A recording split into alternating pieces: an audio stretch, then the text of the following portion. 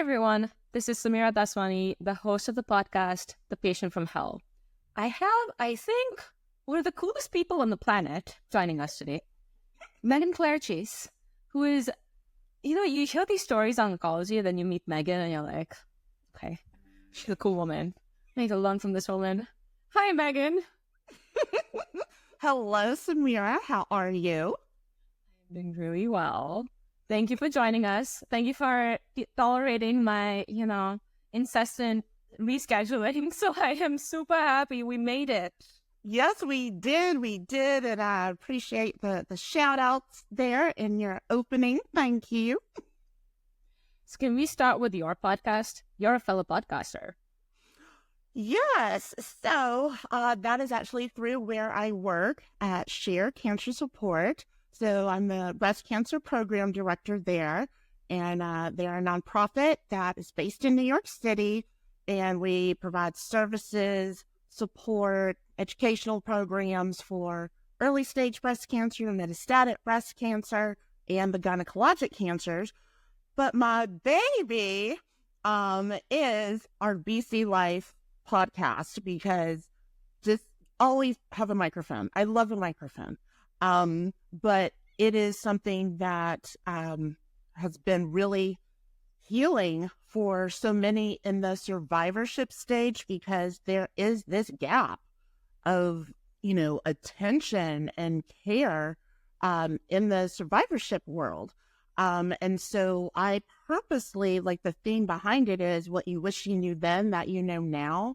And just having one-to-one conversations like this, where it just feels really intimate and personal. And it has just been very therapeutic, but also really eye-opening with all of the different experiences. Because when I say it's diverse, I don't just mean in race, which of course it is, but also in the types of breast cancer, location of where they got their treatment, the different types of surgeries. And I really feel like it's a great resource for the medical community too, to listen to these experiences. So I love being a podcaster, and I have a theater background. So it's like, yes, microphone, stage, spotlight. Yes, all day. See, this is why I have to learn from you. All of that stuff scares me. I'm thinking I am so much better at asking the questions than having to answer them, Megan. So much. Yeah, I found that I like both. There's a way to get people to open up to you, and I do think that is a real skill. But my big dream, I still have it, honestly, is to see my name in lights. Now, I did see my face on a billboard, so that came pretty darn close. So we'll see what happens, next year. Wait, tell me more. So give me more about this dream. Your name is lights. Where? On Broadway. Yes, I've always wanted to be an actress or actor. That is something that is near and dear to me. But life happens. Then cancer happens, and 10 million other things happen that kind of, take you off track. But I realized every time I do something like this, chatting with you, doing a podcast, or being on a panel, that is my stage. So I think it's like I am still on stage. It's looking a lot more different than I thought it would look. But I still want to do like write a one-woman show and perform it. That is like something I've been wanting to do for a while. So we'll see. What would the show be on? My life. So I'll tell you where it kind of stemmed from, honestly. So I can't believe it's been, wait, what year are we in? 24. I'm like, what year are we in? What month is it? What's happening? It was 2 years ago now, I believe. I was on Stories from the Stage y'all, I was on PBS. I mean, I couldn't believe it. I even made a video of me watching myself on PBS. I was like, oh my God, it's me watching me. I was so excited. But it was through the organization Count Me In. So I'm known in the cancer space as Warrior Megsy. So you can call me Megsy throughout this. And I had the opportunity to go to Boston through the organization Count Me In, and they were doing a collaboration with Stories from the Stage. And this was the first time they'd ever had cancer patients tell their stories. And so shout out to Cheryl Hamilton.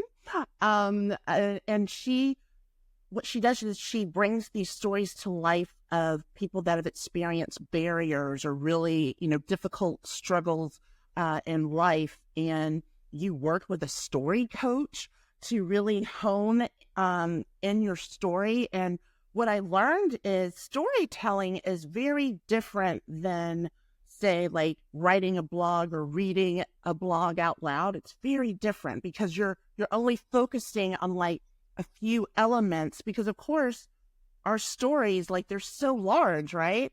Like, what do you focus on? And we were all of color, which was really beautiful to see. We all had different cancers as well. And my story coach was the founder of Stories from the Stage. So I really felt like I was in awesome hands. And again, another shout out to Count Me In for even having this opportunity for us. And working with her, I call it a delightful challenge because it really improved my own storytelling and my own writing as well. But when I got up on that stage, I had no memory of it. I remember getting up on the stage, counting backwards from 10. I remember saying my first line, and then all of a sudden I hear applause. And I was like, I literally had a blackout. I was like, what happened? And then I'm seeing people crying in the audience because this was recorded in front of a live studio audience and then aired, a few months later. And so I was like, why do I not have a memory of this? Like, what happened? And then I realized what happened. I was so in the moment, living my dream of being on stage again, that I literally just was so focused and just in it. And so when I ultimately watched myself on TV, you can still see it online too, World Channel, yes.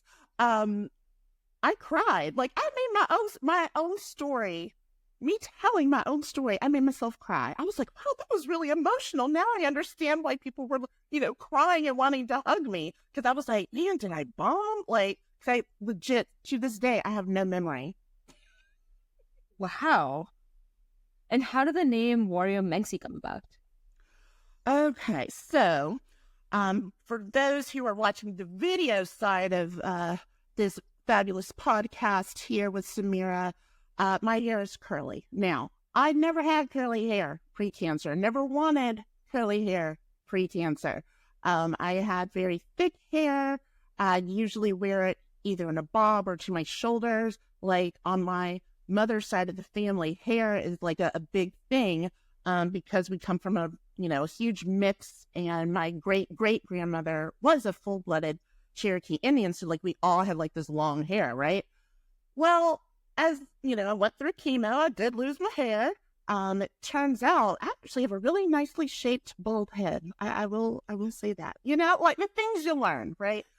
But as my hair started coming back, one day I was like, wait, is that a curl? I was like, what is that? And then I, like, in a few days later, it was like a chia pet had just like poured water over my head and all this curly hair. And I was like, what is happening? And I did not like it at all. Cause I didn't know how to take care of it. I was like, I don't know what to do. Like, where's my hair? And, and of course everyone is always like, oh, but you look so cute. I'm like, no, I looked cute the way I was previously. So it took a while for me to deal with it. And so one day, some high school friends gifted me a fascinator. And for those that don't know what a fascinator is, like, think of the British, right? Think of over there in England, and they have like the huge like hats or flowers that are like really big. I have a small one on today.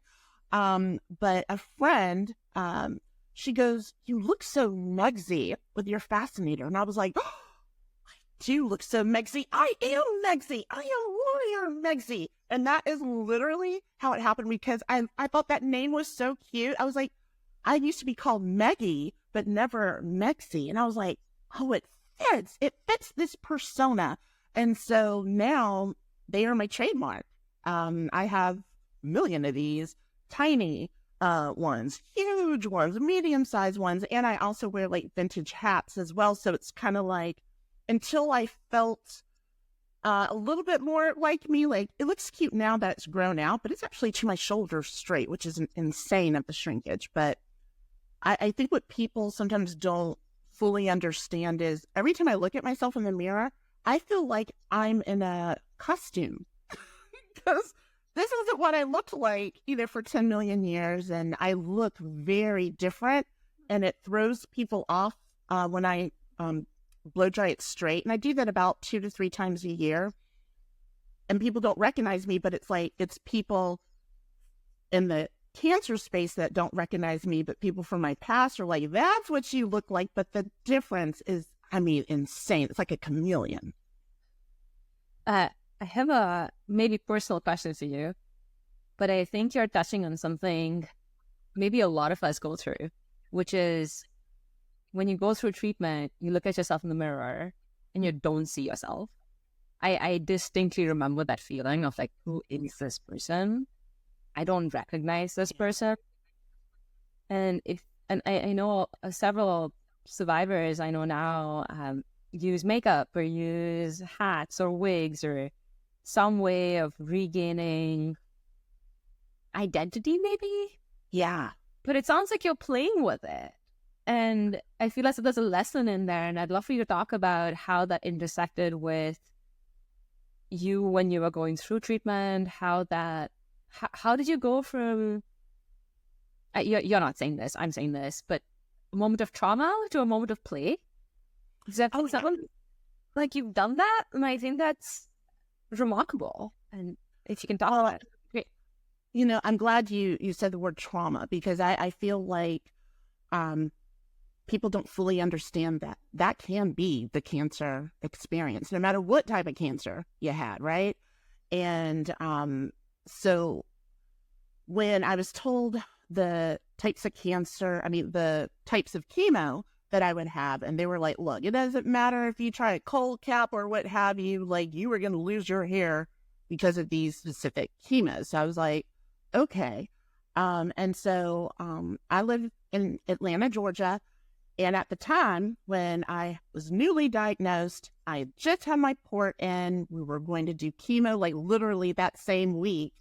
And my social worker, thank goodness for Catherine with a K, social worker, she told me, "Hey, there's this class called Camouflage. You should really take it. I can get you in, the next day." And I was like, "The heck is Camouflage? Like, what are we talking about?"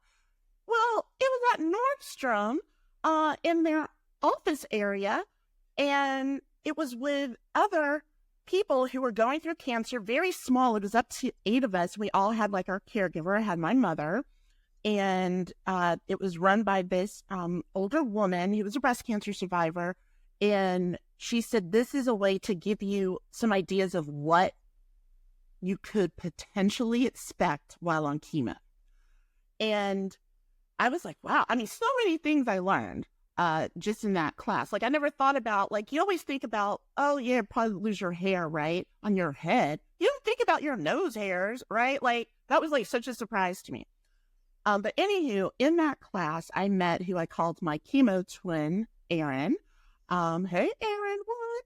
She was amazing. She was with her mom. And literally, we were like twins. Like, we were the same height. We had the exact same brand and color of sneakers on.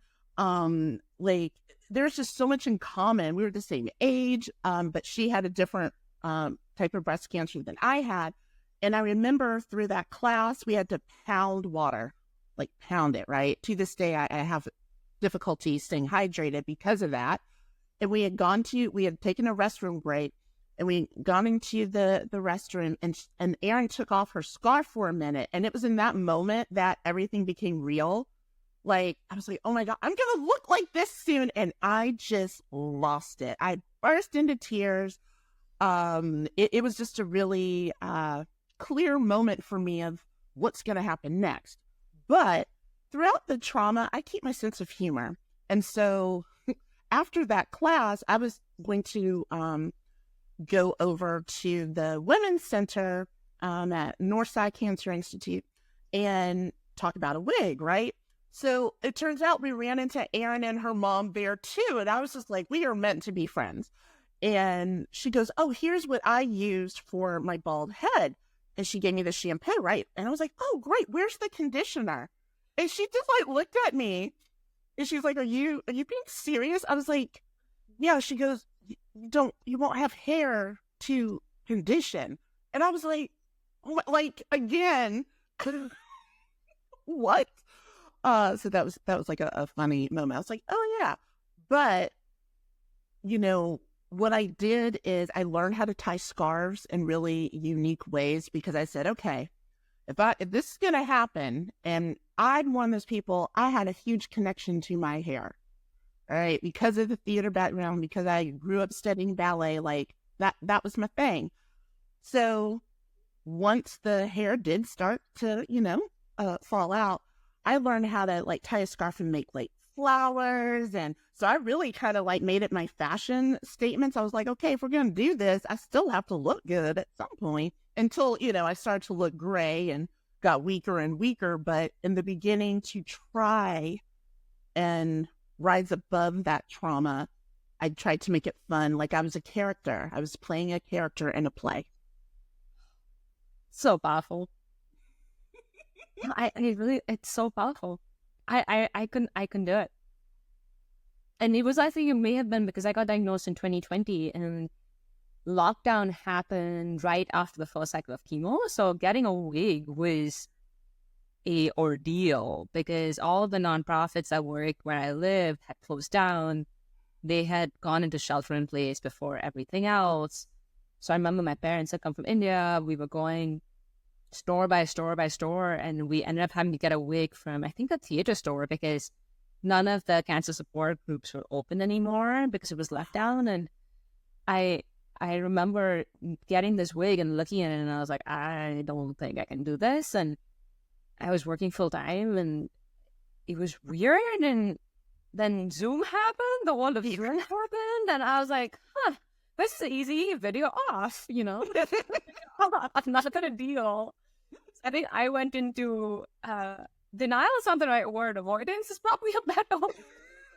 I'm just gonna avoid this thing that is looking at myself in the mirror. And I think I would just do that. I just wouldn't look at myself in the mirror. I think I had to almost like avoid it. But in hearing you talk about it, looking back, I mean, dang, that's I think it's very impressive to go from that feeling of loss of control, that feeling of it's not you. I don't know, that was like a detachment almost of the body and me, and to go from that to playing.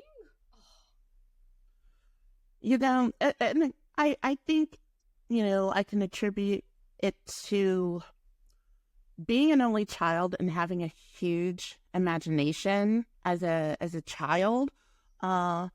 And now as an 800-year-old. And again, I just pulled a lot from really that theater background of, well, it is what it is at this point. And I was working as well when I got diagnosed, and I was like, okay, I don't want people to treat me differently yet. It's like, I don't want y'all to think I can't think right now, or I can't do the work. And so I would come in because my energy and my personality is huge. So it is very noticeable when it is low. So eventually we got to that point of like, okay, I honestly thought the chemo would kill me, not the cancer. I really thought the chemo would honestly kill me. It was so difficult to go through. and I'm single. I'm an only child. And it was just really hard to deal with a lot by myself locally. But again, the other humorous part, I guess I could say, as it relates to my hair, is my head is much smaller than I thought it was. It turned out I just had a lot of thick hair. And so I was like, wow. So that was exciting to find out. So I was like, not only do I have a beautifully shaped bald head, but it's much smaller than I thought it would be. So, you know. All right. So where's the 700, 800 year old phrase come from? I've heard it like 2 times. I know you've written about it. And tell us more about 700-year-old, 800-year-old. How old are you really right now? So, you know, something that people outside of cancer land may not fully understand is the side effects from the toxic treatments, the side effects from multiple surgeries, the pain that some get. And for some, you know, it fades, they heal. But for others, like moi, I really got the mother load of like permanent damage, permanent side effects, effects that happen like a year, 2 years post cancer.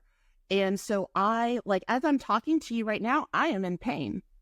And I often have people say, but you don't look like you're in pain. And I'm like, look, it's not Halloween yet. Like, I don't want to scare you. Like, if I looked how I truly, truly felt on the daily, like you would think you're, you know, in a scary movie or something. And so dealing with multiple types of pain, chronic pain, is something I never, ever thought would be part of my cancer experience. And so while externally, you know, like, yeah, I got a pretty face, we're cute.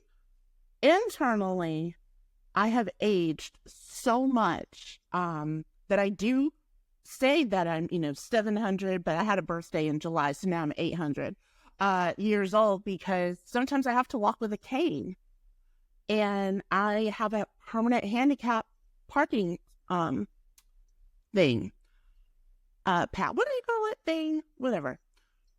I have one of those. And I've been yelled at when I park in the handicap parking lot and I get out, especially if I'm wearing like a really big fascinator. You know, and I'm wearing one of my cute little outfits, you know, and people are like, why are you parking there? You don't belong there. And I'm just like, invisible illness, people. You know, it's like you know, and one time it was really scary, actually, that it happened. And for once in my life, I was like, I am shouting back, and it scared that person, and they took off. And I was like, what a coward.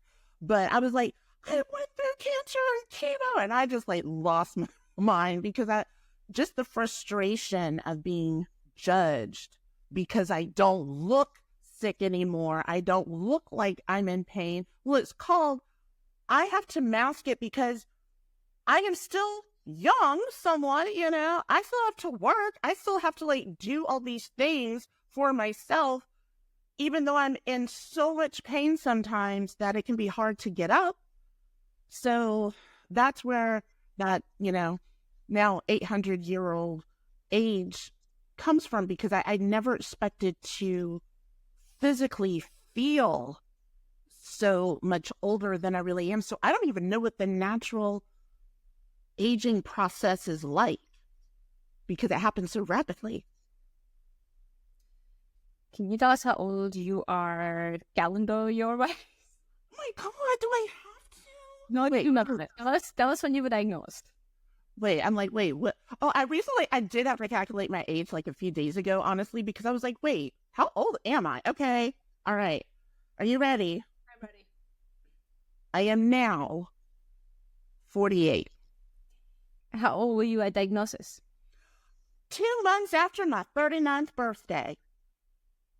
So I was at that older end of adolescent and young adult. And I remember being called a young adult. And I'm like, why are you calling me? Like, I just couldn't understand it. I'm like, I'm in my 30s. What talking about? And that's when I learned about this whole other underrepresented category. And I was like, oh my gosh. And then I was like, yeah, because when I went to my infusion room, I looked like a baby in there. Well, first of all, I never did look my actual age anyway. But I really did learn that usually it's like in your, 60s or 70s, which was when I was expecting to get cancer, because I always knew I would get it, but I thought I'd be way older and not in my 30s and not like, with a career or trying to have a better career. So it was jarring for me to discover this whole AYA community and seeing, from the younger end to the older end of being a young adult and being diagnosed under 40. So the reason I was asking you for your age is I think I don't think people realize what it means to be AYA category, but feel like you are so much older. And that's actually why I was asking you to talk about your calendar age, because I very much relate to it. I know several others in the AYA community relate to that, because the physical body really has aged. Yeah. It really, really has aged, and it shows up and manifests differently for different people. So if you're okay with it, can you tell us a little bit more about like, where is the pain? Why do you have pain? How are you dealing with it? It sounds like you're using a cane and you got yourself a handicap sticker. And I think talking about that is something that we don't do enough as a community. And if you're comfortable. Absolutely. So I'll never forget it. But everything? Is there anything I can't ask? I was getting ready to say, nothing's all handed out, like whatever. I'm an open book. I distinctly remember, so I was about a year post-cancer, and I had stage 2A invasive lobular breast cancer, first of all. And my body was rejecting all, and I mean all, of the post-treatment medications that would work best for the type of cancer I had, my pathology, family history, all that, right? And because I do come from a very cancerous family on my mother's side, my mother is an ovarian cancer survivor. She had that when she was pregnant with me. And then now she has a rare blood cancer. And my Nana, my maternal grandmother, had cervical cancer and then ultimately lung cancer. And that is what she died of. And then we had another aunt that had breast cancer. So like very cancerous. Oh God. And because of that, when my body was rejecting the medications, I had divorced by this point my active treatment oncologist, and I had gotten another one, and he was phenomenal. And he goes, I want to talk to your gynecologist. He said, because, I'm trying to figure out what next for you. And because of those cancers that I have in my family, because honestly, that's where all my issues were. Like, I'm like, how did this mutate into breast? Like, it was supposed to be ovarian or cervical. Like, this isn't even the cancer I was supposed to get. But when they talked, they were like, because she has had those issues and we're worried about that, we need her to have a hysterectomy and an oophorectomy. And I was like, what are we talking about here? And so literally I had all the parts that essentially make me biologically a woman taken, because that was the only way, was to push me into menopause so I could try and take the other medications that were only for those postmenopausal. So they had to do that, like 20 years ahead of time. And at the time, I did not think about the repercussions of that emotionally and physically. So I had just lost like all of the chemo weight, because y'all, not everyone gets super skinny on chemo, okay? Because it's those steroids, right? Like, yeah, I got huge. Me too. And I lost all that weight. I was starting to see my shape again. I was like, yeah, I was like starting to feel pretty good. I go into that surgery. I come out of that surgery and now I have this back pain. And I'm like, what is happening? And it was in a very specific area, but no one listened to me. I was dismissed. They were like, oh, you're still just healing. And I'm just like, okay, but I didn't have that going in. And this shouldn't be a side effect from this surgery. And then I'll never forget. So that's one pain. And then I actually had a very severe reaction to one of my chemos. And I had chemo-induced peripheral neuropathy, the numbing or the pain in the hands and feet, that it was so bad. The reaction happened in the first 15 minutes at that first treatment, and it felt like a current was running from my head to my toes, and I felt like my nerves dying. And it was just so sudden, like the damage was done. So I really couldn't feel my feet at all. It was like they were asleep. And my hands would hurt, or, I still somewhat have difficulty holding things. And so I had that pain and discomfort. Then you're like, what, there's more? Yes, there's more. So I'll never forget it. I was at Target and I was pushing the car, and all of a sudden it was like my upper body and arms were on fire.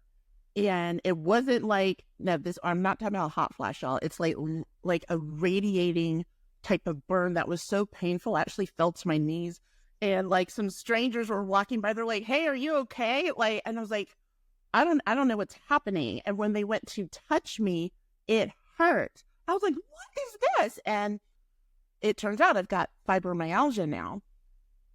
And doing research on fibromyalgia, I feel it possibly would have happened, but at an older age, because it happens when people who deal with chronic pain, where it comes on like so suddenly. It feels like usually if you talk to them, either when they were a child or a baby or something, they had like a major like trauma to the body. And then it goes dormant, and then you have another huge trauma, and it's like it flipped that switch on. But I wasn't believed again. And that is consistently a theme in my story of doctors not believing my pain, not believing it's as severe as it is. I felt like, eventually that I became a doctor of my own body, because I'm coming up with like research and ideas, and I'm like, why am I doing this? Like, what is happening here? So, and then ultimately I got another type of pain that was very different on my right side. And so I actually recently had another nerve ablation. This is my second one, but it's the first time on both sides of my lower back. And yes, y'all, it burns the nerves. You are awake. They put these needles in you. Yeah, I know. It hurts. I mean, even once they put the numbing stuff in there, which is going all the way down to the joint. Okay. And then they burn it, and you can like kind of hear the sparking. It's like, oh my gosh. But my back feels great. But now my fibromyalgia is like, finally, back pain. Now I can have center stage. And I'm like, no, fibromyalgia, I want center stage. But the fibro was definitely making its voice heard. And that's because the back pain was so intense and just constant. It really masked the fibromyalgia. But now that I feel actual relief right now, it's been 3 weeks, so we'll see. I go for my post-op shortly. And now that one is taking center stage, and now the chemo-induced peripheral neuropathy is starting, like I'm feeling it more and more. And I'm just like, I no longer remember what it is like to not be in pain. And I'm angry that I didn't know that this could be a possibility. And so it makes doing certain things, hanging out with friends, or, just getting my groceries in sometimes difficult. And since I am, single, it can be a lot. And I've had to swallow my pride a lot to ask for help too. Okay, I have 20 questions for you. Okay. All right. Can you go all the way back? You said something like, I divorced my treating oncologist. Yes. What? Okay, so though I've never been married, and my parents divorced when I was young, I was 2.5, but I have seen, TV, and know that divorce can be painful, right? Right. And I think what is so important in this whole cancer journey, cancer path, however you call it, is at the end of the day, you have to advocate for yourself. And I felt like I was being handled with care during the active treatment. But it was once they're like, okay, we got the cancer out, we got some good margins, like you're good, you're no longer like, dying or what have you, so we're moving on. And when I was having the rare side effects or side effects that had never been reported with that medication, she would ignore me. She would be like, oh, well, just get off it for 2 weeks and then get back on it. Because I was supposed to be on it for 10 years. And I was like, okay, what part of no is she not understanding here? And though I can say it with all the confidence in the world now, I felt very vulnerable. And even the most outspoken person, even a not shy person, can have difficulty in that moment saying something, because you're in a very vulnerable position there. And I looked at her and I was like, no. And then it was like something, I felt like it was my Nana, my maternal grandmother was very significant in my life. And she was a registered nurse. She had passed away before my cancer, but I felt her sitting on my shoulder because she taught us it's your patient right to ask questions, your patient right to change doctors, and your patient right to get pushy. I could hear her saying, okay, you need to go. And I just looked at her and the words just came out. I was like, you know what? I'm divorcing you. Thank you for getting me to this point. Appreciate that, but you're not listening to me. And I need a doctor who's going to listen to me.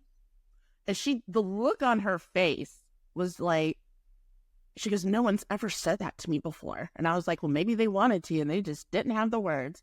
And then I marched myself out and I went to a competing cancer center. Fortunately, living in a big city, there were options. And I know not everyone always has that. And then I decided, I was like, I'll go with a male oncologist just to see what that difference would be. And I was all prepared. I had my defenses up, But when he walked in, he immediately, it's like he glided in or something. I don't know. All of a sudden, he's sitting there next to me and he goes, we got to think outside the box for you. And I just started crying because I was like, thank you. Because everything I had experienced thus far, even from before I even got diagnosed with breast cancer, everything was different. Things that doctors hadn't seen before. And he just got it. And he came in prepared. And the fact that I was so ready to have my defenses up, of, having to be like, okay, look, this is how it's going to be, Mr. Oncologist.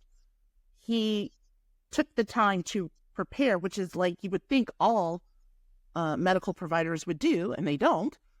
And he was like, we have to think outside the box for you. And he really worked with me and he talked with me. And I remember he was very upset that we needed to have the hysterectomy and oophorectomy.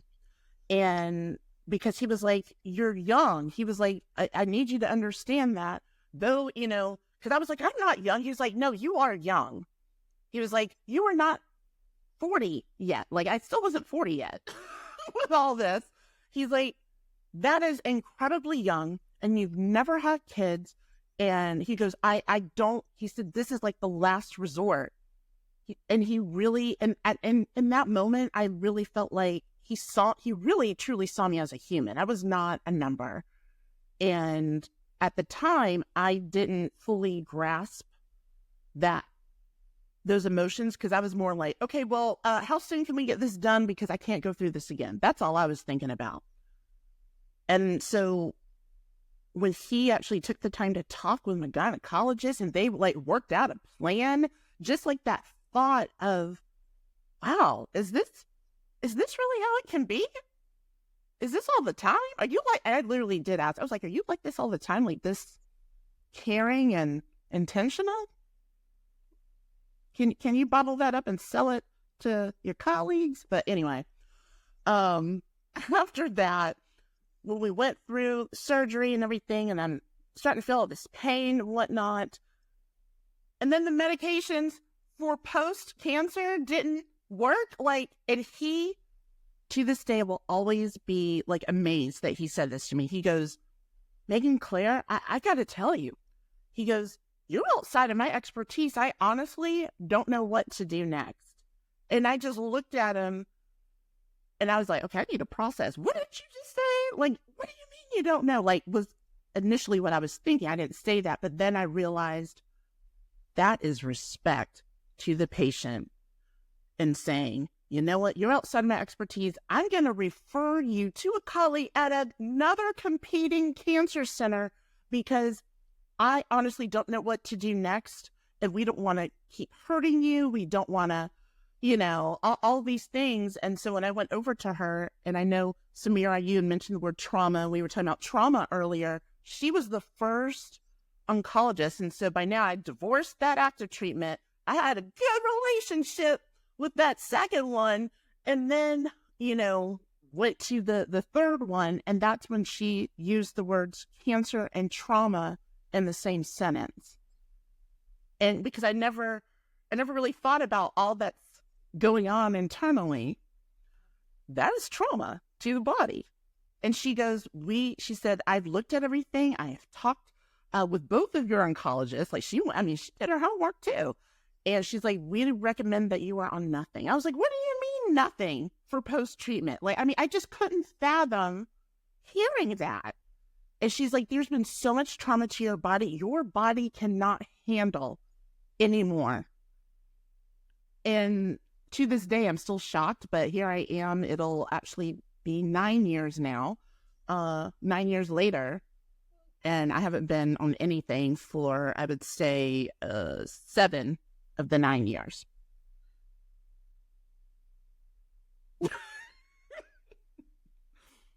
I think I made Samira speechless. I think you have.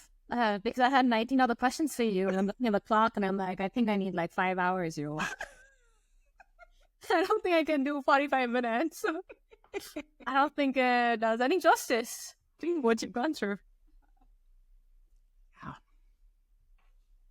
I know, it's a lot. Okay, so why don't we do this? Let's agree on part 2, because I think we need to.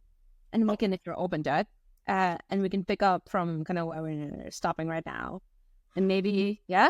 What do you mean? Yes. Oh my gosh, I love that. Thank you. That means a lot. Thank you. No, I think we need to tell your story. I think it represents so many things patients go through. I really do think it does. And you're, of course, a fantastic storyteller. I think you know that already. So I think we should do part 2. But maybe as a way to wrap up part 1, I think you said something, which maybe is where we start part 2 with, is you said, I had to learn how to swallow my pride and ask for help. Yeah. Can you use that to maybe wrap up part 1, and we're going to do a part 2 here? Absolutely. You know, when I got that breast cancer diagnosis, I realized this is bigger than me. I was like, this isn't the flu. You know, I was like, I am going to need help. And that took a lot. And not just help around, you know, my home, financial help. And I was embarrassed. I felt ashamed. And then I was like, hello, you've got cancer. This is not the time to be embarrassed or ashamed. And when I did, I had to do a GoFundMe. And I think that's just a whole other story about our healthcare here in the U.S. But when I did that, and the number of people that came out, and I mean, not just from like me as an adult, but like from the college years, from the high school years, from my elementary years, people coming out. And it was such a relief. It took so much pressure off of me because, y'all, the regular bills don't stop once you have a cancer diagnosis, and then you have all these other medical bills. And then I realized I'm going to need help with my cat at the time, my 20-year-old Nathan Edgar, yes, aka baby Nady. He recently, he passed away a few months ago at 20. I had him for 20 years. But I was like, I'm going to need help, like bending down to feed him, like all these like tiny things that you never really think about, I needed help with. And I was like, you know what? The worst anyone can say is no. So why not ask? Having been there, you're making it sound very easy. I'm imagining it was not. It wasn't. So can you talk a little bit about what it means to swallow your pride? Because I don't think we talk about that. I think we say we should ask for help. And I think it's really hard. And I really struggled. I struggled asking because... Yeah.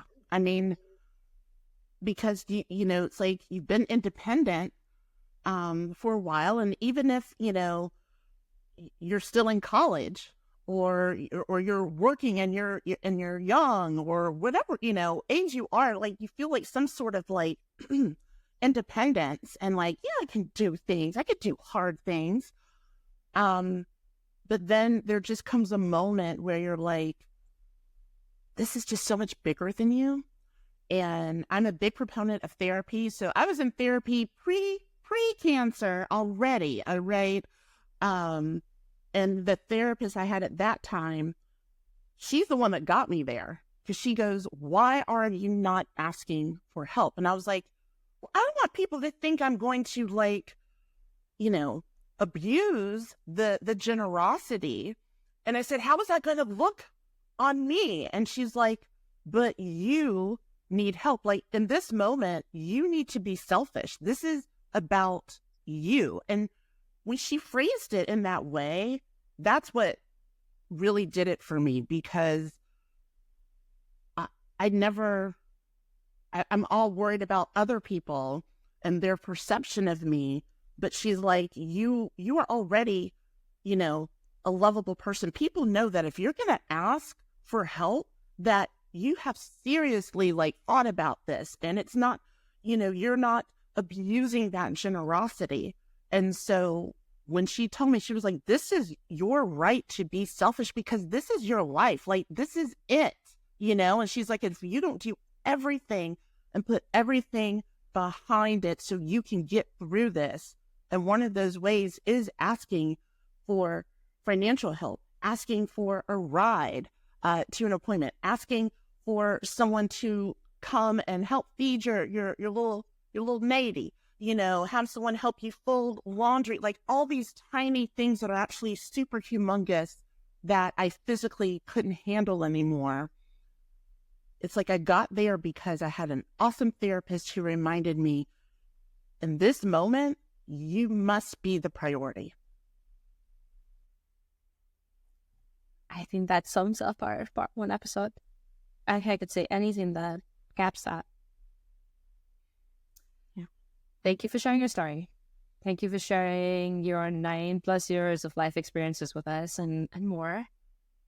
Thank you for being 800 this year. I'm super happy you have achieved that milestone. Well, maybe not the 800 part. 48 part. I'll go with the 48 part.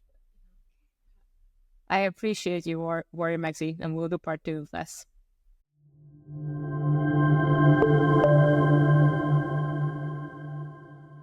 This podcast, show notes, and newsletter is for general informational purposes only and does not constitute the practice of medicine, nursing, or other professional healthcare services, including the giving of medical advice, and no doctor-patient relationship is formed. The use of information on this podcast or any materials linked from this blog is at the user's own risk. The content here is not intended to be a substitute for professional medical advice, diagnosis, or treatment. Users should not disregard or delay in obtaining medical advice for any medical condition they may have and should seek the assistance of their healthcare professionals for any such conditions.